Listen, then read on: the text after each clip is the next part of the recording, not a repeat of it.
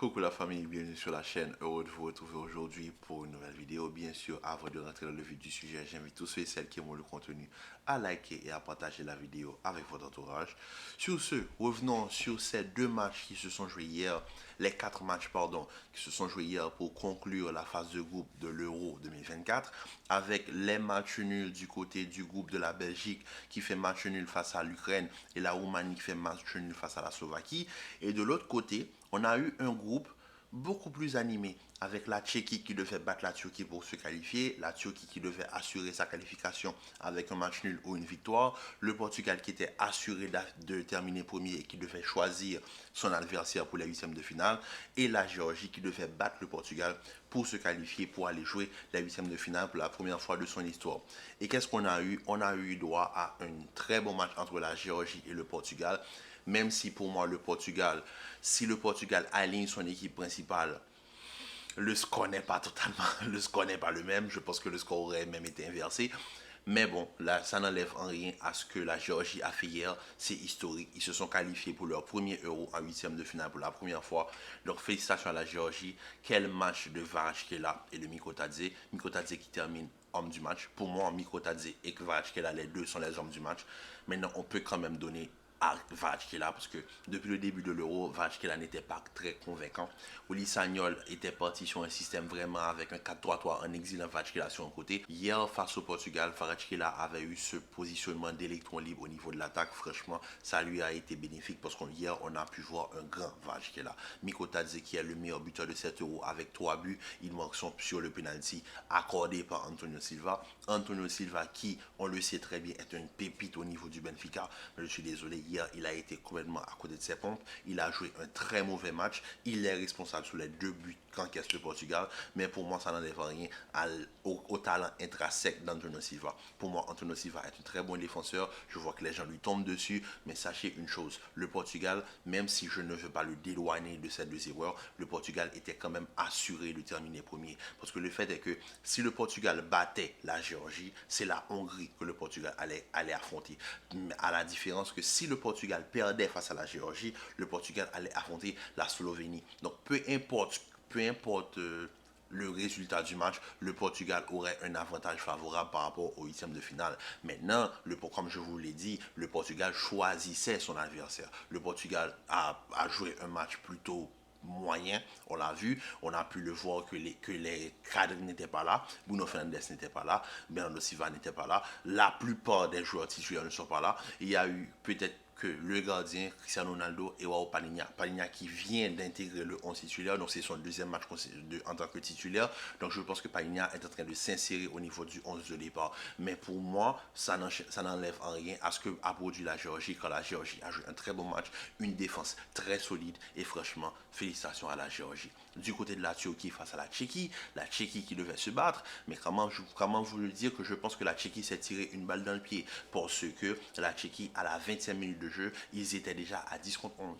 à 10 contre 11. Barak, un très bon joueur du côté de la Fiorentina. Je ne sais pas ce qui lui est passé par la tête, sachant que tu viens tout juste d'encaisser un carton jaune un tout petit peu dans le match. C'était pas nécessaire d'aller faire cette faute assez stupide parce que tu mets en danger ton pays, parce que tu sais que tu dois être dans l'obligation de victoire. Donc, venir mettre cet excès d'engagement-là à ce moment-là du match, c'est pas nécessaire. Si c'était en deuxième période, j'aurais pu le comprendre. Mais le match vient à peine de commencer. Tu as encore 90 minutes devant toi. Donc, c'était pas nécessaire d'aller faire ce genre de faute bête. Mais bon, malheureusement, il l'a fait. Barak a été expulsé. Goufal a tout donné. Soucek a tout donné. Mais c'était insuffisant face à cette nouvelle génération de la Turquie qu'on a eu la chance de voir avec Arda Güler, Tosun, Kadrioglu, mené par Kalanoglu. Franchement, il n'y a qu'une seule chose à dire, c'est félicitations. La Turquie est passée et ils vont affronter l'Autriche. Donc, on va juste prendre quelques secondes pour analyser le tableau des huitièmes de finale.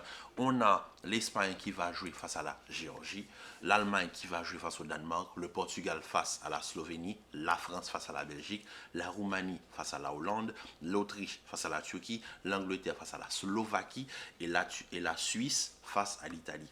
Donc comment vous dire, quand je regarde ce tableau-là, je ne vais pas vous mentir, il y a des favoris qui se dégagent. Par exemple, Espagne-Géorgie, ils étaient, je pense, si je ne me trompe pas, en phase de poule, en phase éliminatoire, ils étaient dans le même groupe. Et si je ne me trompe pas, je pense que l'Espagne leur avait donné quand même 7-1, 5-1 aller-retour. Donc je pense que l'Espagne est largement favori face à la Géorgie. Donc quand même, ça se salue. La Géorgie est en huitième de finale, quand même, c'est à saluer.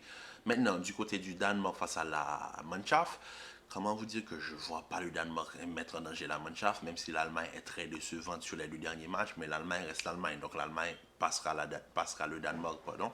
De l'autre côté, le Portugal face à la Slovénie, pour moi, le Portugal va passer. On est tous d'accord là-dessus. Le Portugal va aligner son 11 de départ. Donc, sans problème, le Portugal devrait passer la Slovénie. Et de l'autre côté, on a le choc des huitièmes de finale que je pense que tout le monde attend, la Belgique face à la France. Pourquoi? Parce que la Belgique et la France, c'est les deux phares, c'est l'un des rares phares, comme l'Angleterre, avec l'Angleterre, pardon, c'est les trois favoris qui, franchement, n'offrent aucun spectacle.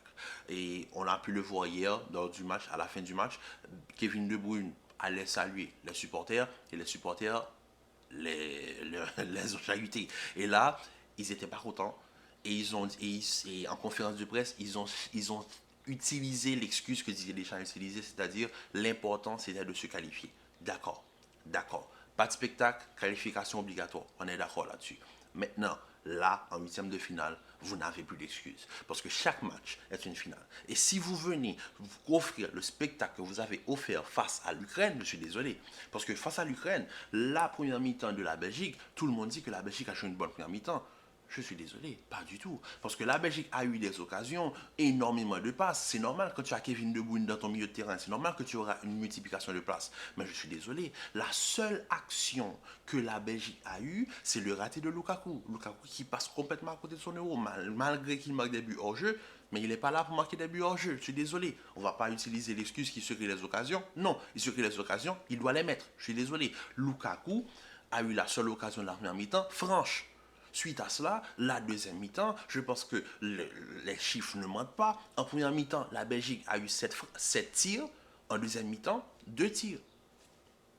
Donc, ils étaient juste venus gérer le 0-0, sachant que de l'autre côté, la Roumanie et la Slovaquie, pardon, et la Roumanie étaient en train de faire match nul. Ils se sont dit, on va pas se tuer à la tâche, on va juste faire le 0-0 et c'est tout. Et on l'a vu en deuxième mi-temps. Il n'y avait pas grand-chose de la part de la Belgique. L'Ukraine, eux, de leur côté, on a eu droit à un Dovbyk qui voulait se prendre pour le super-héros qu'il n'est peut-être pas encore. Dovbyk est un très bon joueur de football. On l'a vu du côté de la Liga. Mais je suis désolé, Dovbyk n'est pas encore calibre super-héros euro. Voilà. C'est aussi simple que ça. Il doit d'abord être un joueur collectif. Ensuite, quand tu seras un petit peu plus avancé dans ta carrière, tu pourras être le franchise player de l'Ukraine. Malheureusement, tu ne l'es pas encore. Tu es un grand buteur. Donc, un grand buteur, tu dois te mettre au service du collectif. Malheureusement, hier, Dovbyk a complètement raté son match. Suite à cela, la Belgique s'est qualifiée. La Belgique va jouer face à la France. La France qui, eux aussi, ont fait une phase de poule où ils ont marqué 2 buts, dont un but sur penalty et un autogol de la part de l'Autriche. Et ensuite, ils ont encaissé un but. C'est-à-dire que la France, dans le jeu, ne marque pas. Donc la France et la Belgique, ils ont des choses à prouver. Pour moi, c'est comme une... C'est comme une... Comment je peux dire ça? C'est comme une malchance que les deux se croisent en huitième de finale. Et là, pour moi, il n'y a pas de favori. En fait, les deux doivent se battre. Et je pense que par l'expérience et par la profondeur d'effectifs, la France est largement favori par rapport à la Belgique.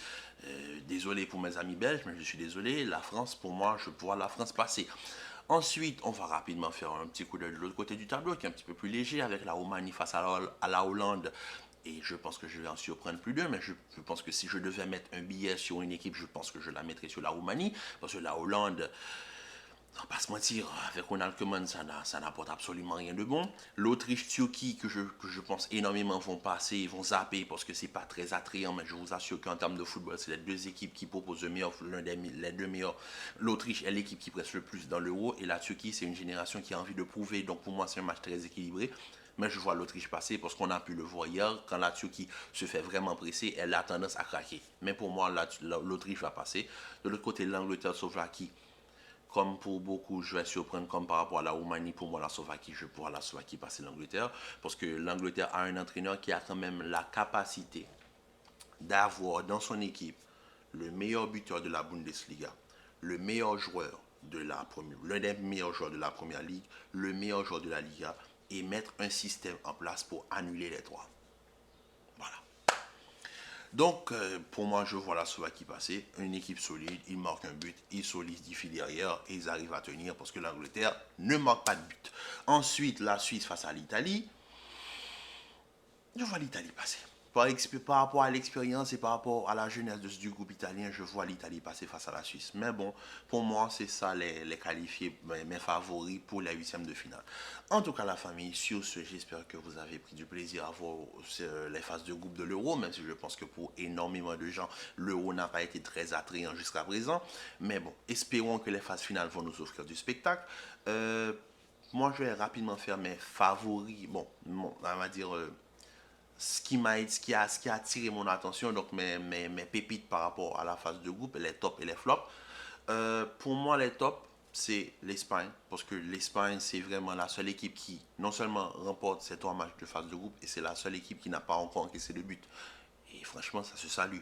Parce qu'on connaît l'Espagne, Laporte, le Normand, une défense solide, Unai Simon, Carvajal. Au niveau de l'attaque, on a Lamine Yamal, Nico Williams, Ferran Torres, Ocelou, Morata. Franchement, très belle équipe espagnole. Pour moi, c'est pas une surprise de voir l'Espagne dans les tops.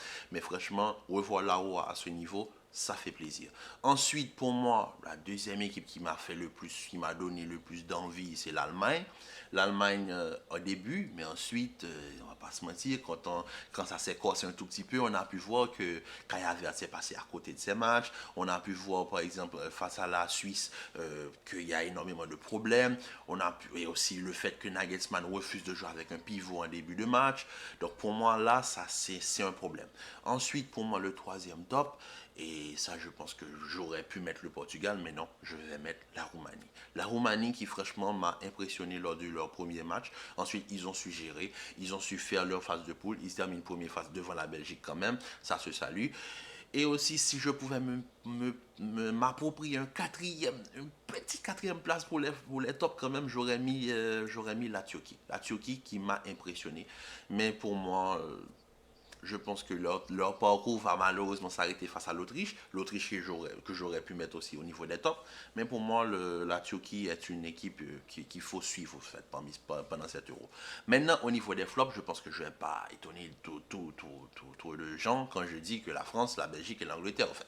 C'est les 3 flops de l'euro pour le moment. Espérons qu'ils vont arriver à élever le niveau en huitième de finale. On l'espère. Pour le bonheur du football, on l'espère. Parce que si l'Angleterre sort face à la Slovaquie, je pense que je donne pas cher de la peau de Gareth Southgate. Et de l'autre côté, bon, la France et la Belgique, ils vont s'entretuer entre les deux. On verra qui arrive en quart de finale. Mais pour moi, c'est les 3 flops de l'euro. En tout cas, la famille, vous me dites en commentaire qui sont vos tops et vos flops lors de cet euro. Je vous laisse. On se retrouve très bientôt pour une nouvelle vidéo. Commentez, likez et partagez. Restez en paix et en santé. Prenez soin de vous. Et on se dit à très vite pour une nouvelle vidéo. Peace.